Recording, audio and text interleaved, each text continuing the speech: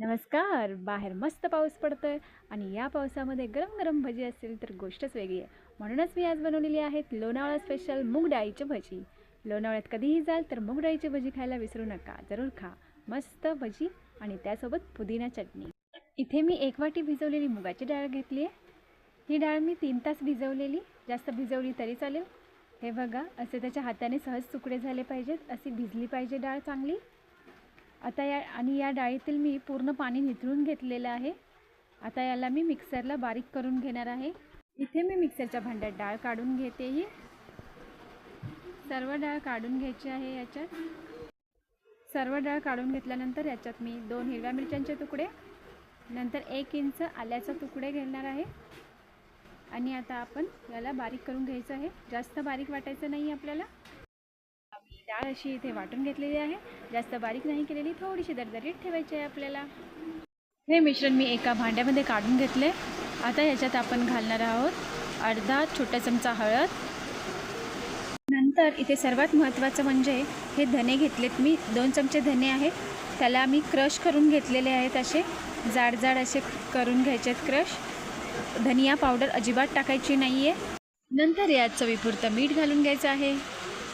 1 छोटा चमचा हिंग आपल्याला जास्त घालायचा आहे. हिंग आणि धने या 2 गोष्टी खूपच महत्त्वाच्या आहेत. अजिबात स्किप करू नका. मिश्रण व्यवस्थित फेटून घ्यायचं आहे.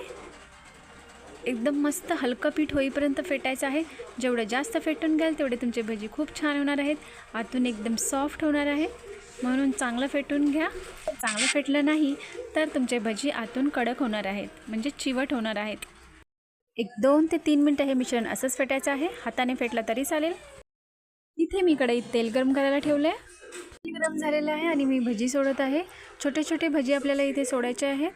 जास्त मोठे मोठे नाही करायचे. आतून चांगले भाजले जातात.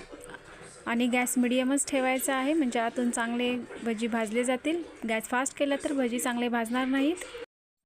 हे बघा, इथे भज्यांना खूप छान कलर आलेला आहे. हे भजी भाजले गेलेले आहेत. आता हे भजी आपण काढून घेऊया. इथे सर्व भजी मी काढून घेतलेले आहेत. आता उरलेल्या पिठाचेही सर्व भजी सोडून घ्यायचे आहेत आणि व्यवस्थित भाजून घ्यायचे आहेत. हे बघा, दुसरे जे सोडलेले भजी तेही चांगले आता भाजलेले आहेत. आता मी यांना काढून घेते. ते सर्व भजी काढून घेतलेले आहेत. इथे मी भजी मस्त पुदिना चटणी बरोबर सर्व करते आणि सोबतच आहेत मिरची. मिरचीशिवाय भजी खायला मजा नाही. तुम्ही हे भजी नक्की करून पहा. आवडल्यास सबस्क्राईब करा आणि मस्त पावसाचा आनंद घ्या. रेसिपी शेअर करा, लाईक करा. धन्यवाद.